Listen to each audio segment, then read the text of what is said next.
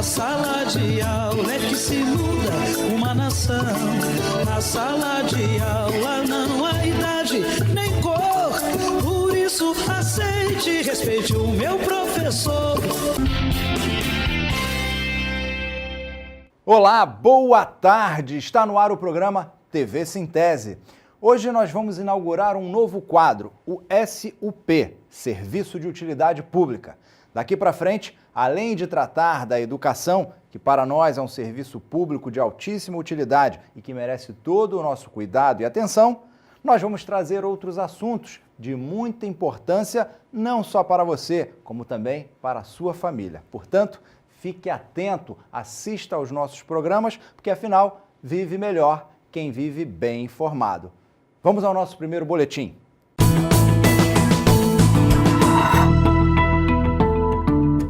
A Secretaria Municipal de Saúde de Aracaju divulgou no dia 11 de abril o calendário de vacinação contra a influenza. A influenza, ou gripe, é uma infecção aguda do sistema respiratório e é ocasionada pelo vírus influenza, com elevado potencial de transmissão. Inicia-se com febre, dor muscular e tosse seca. Em geral, tem evolução por período limitado, em geral, de 1 a 4 dias, mas pode se apresentar de forma grave. A gripe espalha-se facilmente e é responsável por elevadas taxas de hospitalização. Idosos, crianças, gestantes e pessoas com doenças crônicas, como diabetes ou hipertensão ou imunodeficiência, são mais vulneráveis ao vírus. Um indivíduo pode contrair a gripe várias vezes ao longo da vida. A campanha de vacinação começa no dia 23 de abril, segunda-feira, e segue até o dia 1º de junho. Desde 2017, professores e professoras passaram a ser inclusos como público-alvo na campanha de vacinação contra a influenza, gripe.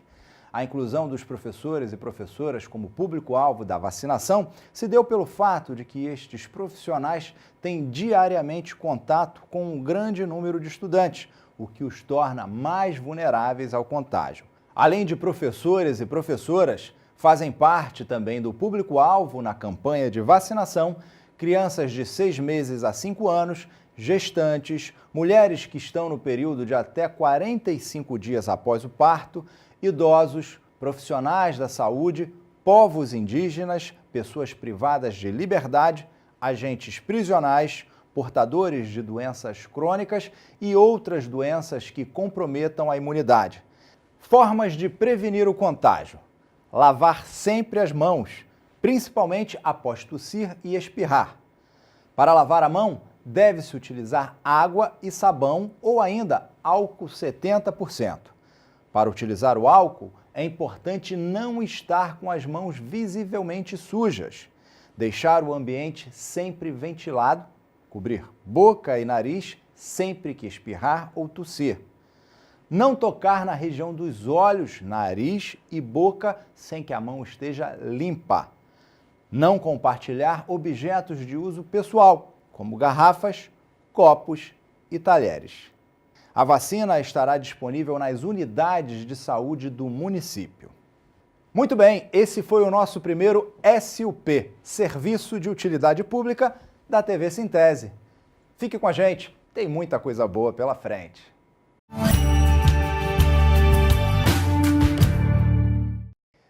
E por falar em coisa boa, vamos bater um papo com o presidente da CUT em Sergipe, professor Dudu. Dudu, nem sempre que você vem aqui é para falar sobre coisas boas, mas o que é uma coisa boa é que você tem onde falar sobre as coisas que não são tão boas, não é isso? Isso mesmo, acho que foi uma grande sacada o Sintese construir essa rede de comunicação no rádio e agora na TV. E, por sinal, tem muita audiência, viu? Bom, nós convidamos você aqui para participar do programa hoje porque tem alguns assuntos de extrema importância que a sociedade sergipana merece ficar a par. Bom, primeiro assunto. Dia 17 de abril, ou seja, terça-feira passada, fez 2 anos que os golpistas afastaram a presidente Dilma. A pergunta que eu lhe faço é a seguinte: qual foi a consequência desse atentado para o povo brasileiro? Eu acho que a palavra atentado, ela... Está bem empregada. Ela está bem empregada. Ela revela exatamente o que aconteceu. Nasceu do golpe as reformas, a reforma trabalhista, a terceirização, a reforma da Previdência por pouco não passou, mas além disso, o golpe gerou no Brasil um estado de xenofobia que a gente não sabe onde vai dar. Então, veja, não foi só tirar direito de trabalhadores, não foi só atentar do ponto de vista material, a vida do ser humano, da sociedade brasileira. O golpe gerou um ódio generalizado na sociedade e que isso é muito grave, isso não é pouca coisa. Aproveitaram para empurrar todos os pacotes de maldades que estavam guardados, né? Quando você fala de pacote de maldades, dentro desse pacote, um dos primeiros foi exatamente a PEC que congela os investimentos sociais. Os golpistas chamam de congelamento de gasto. Não é de gasto, é de investimento social. Ou seja, o Congresso Nacional autorizou, com a complacência do Poder Judiciário, porque o Supremo poderia ter tido uma posição clara sobre isso, e pelo contrário, ficou assistindo.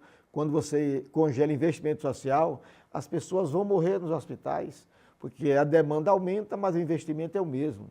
A educação, ela piora, e aí você afeta a inteligência nacional. Então, eu já disse uma vez e repito, só há uma alternativa para quando esse governo golpista cair, porque o governo golpista não sai, ele cai, revogar.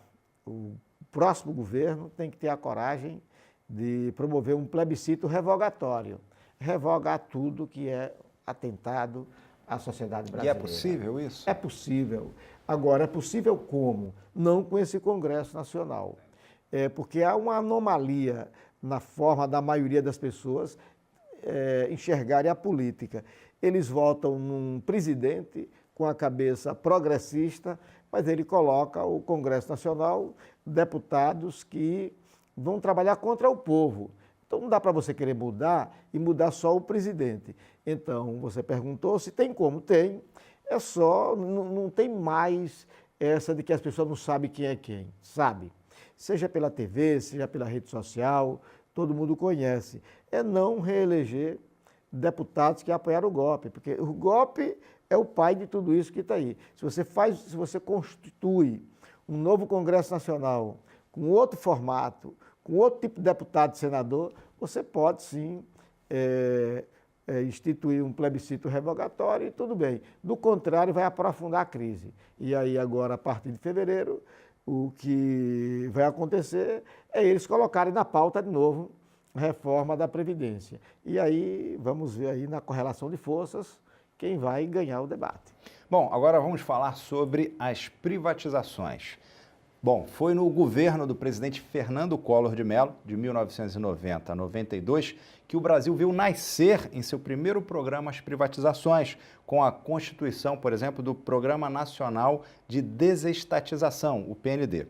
Já no governo de Itamar Franco, que foi de 92 a 94, que substituiu Collor logo após o processo de impeachment, a Companhia Siderúrgica Nacional, a CSN, foi adquirida também em 93 pelo empresário Benjamin Stambrut, do grupo Vicunha, que mais tarde iria também adquirir a Companhia Vale do Rio Doce, hoje Vale. Porém, nos mandatos do presidente Fernando Henrique Cardoso, que foi de 95 a 2002, que as privatizações ganharam fôlego redobrado, com a oferta, por exemplo, de estatais de peso em setores chaves de telecomunicações, energia e siderúrgica. Bom, agora o Temer acena com mais privatizações. Isso é governismo ou entreguismo? Isso é entreguismo. Se você ler qualquer sociólogo sério desse país, que nem todos são sérios, aí você vai ler o seguinte: a burguesia nacional, ela não é nacionalista. E isso quer dizer muita coisa. Ela não está nem aí para as nossas estatais, para a soberania nacionais, está nem aí, tanto é que não mora no Brasil. A maioria deles nem moram no Brasil, moram nos Estados Unidos, moram na Europa, vem aqui de vez em quando tratar de negócios. Então você veja, isso é muito grave. Quem tem que defender as estatais é o povo brasileiro. Não dá para a gente abrir mão. Isso está dialogando diretamente com a soberania. Então esses governos foram muito agressivos com o patrimônio do povo, porque ele vendeu o que pertencia ao povo. Veja, Collor instituiu um programa de desestatização. Você veja que coisa absurda. Eu vou tratar aqui rapidamente o quanto é importante você ter sobre a tutela do Estado algumas empresas. Quando a crise se apresentou, ainda no governo Lula, o que aconteceu com os bancos privados? Eles se retraíram e cortaram crédito. Você comprava um carro, uma casa, a longo prazo, ele manteve o empréstimo, mas a curto prazo. Ou seja, você pagando 2 parcelas, o prejuízo dele fechou as torneiras, os bancos fecharam as torneiras. E quem foi que salvou a economia brasileira? Quem manteve a economia funcionando? Foi o BNDES, foi a Caixa Econômica, foi o Banco do Brasil, foi o Banco do Nordeste.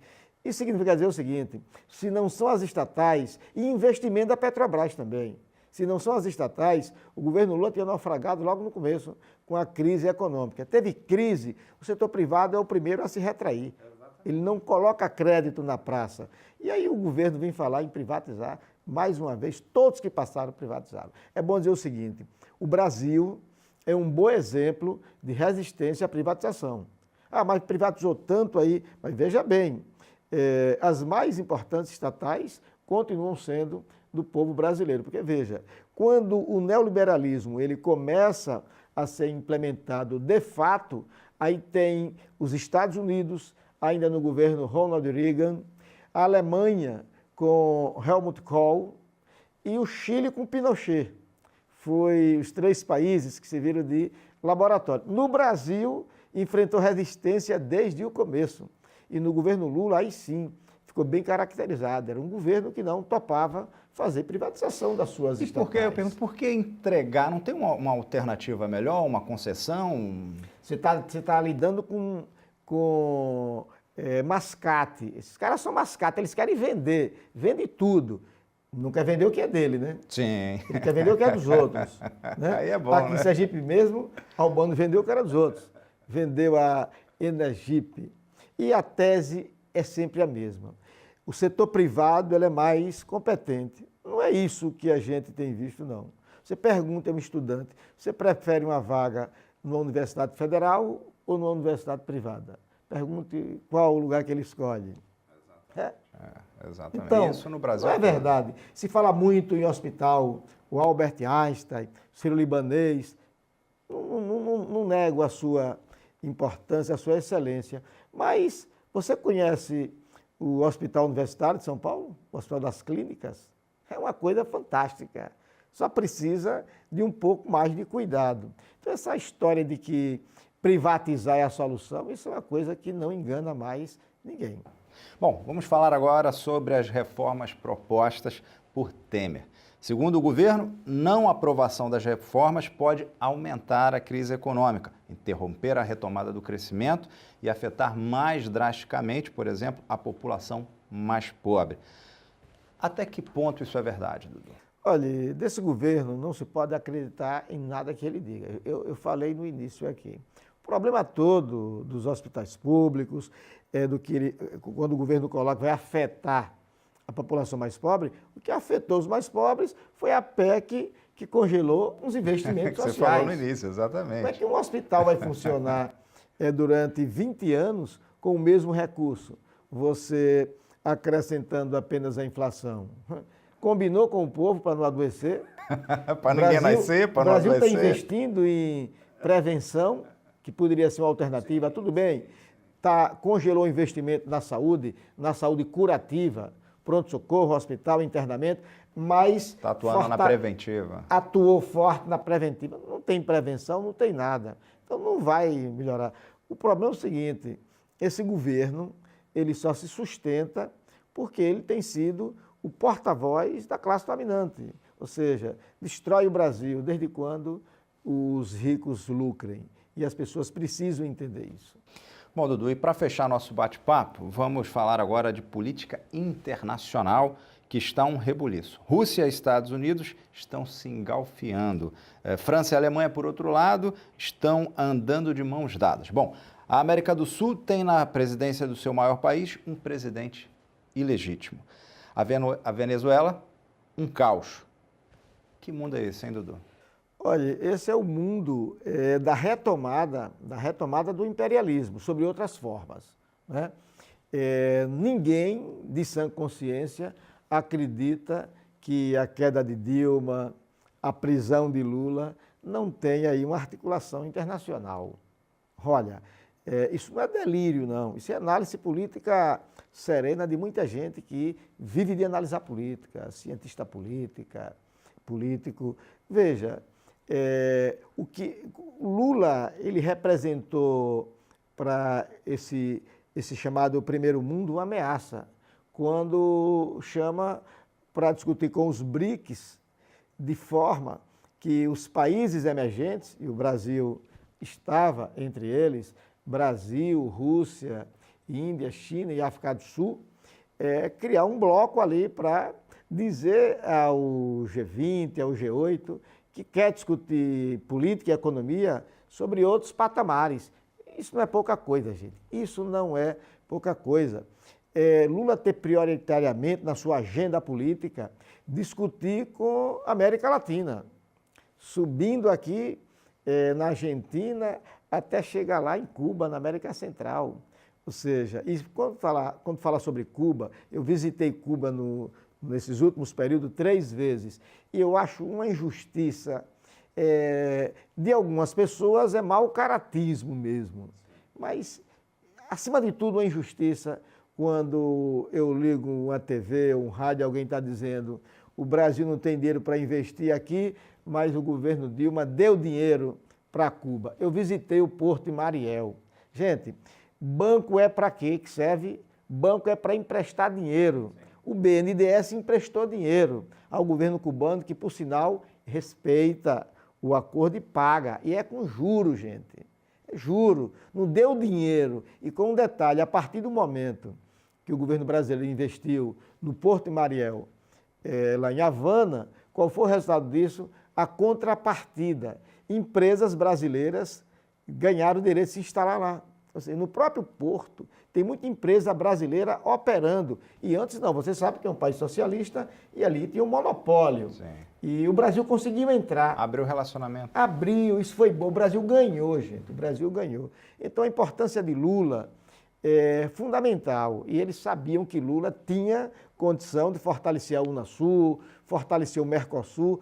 Isso é tão verdade. A primeira medida do governo golpista foi tirar a Venezuela do Mercosul, expulsar, ficar de joelhos, perguntar aos Estados Unidos o que é que quer que eles façam. Então, na verdade, o Mercosul hoje praticamente desestruturou. É preciso um governo de esquerda, espero que seja Lula, para retomar tudo isso que foi destruído durante o governo golpista. Está aí uma verdadeira aula com o nosso professor Dudu. Mais uma vez, muito obrigado por sua presença. Volte mais vezes. Eu que agradeço a vocês. Bom, pessoal, e a TV Sintese vai ficando por aqui, mas a gente volta no próximo sábado, se Deus quiser, e Ele há de querer. Tchau, pessoal. Na sala de aula é que se muda uma nação. Na sala de aula não há idade nem cor. Por isso aceite e respeite o meu professor.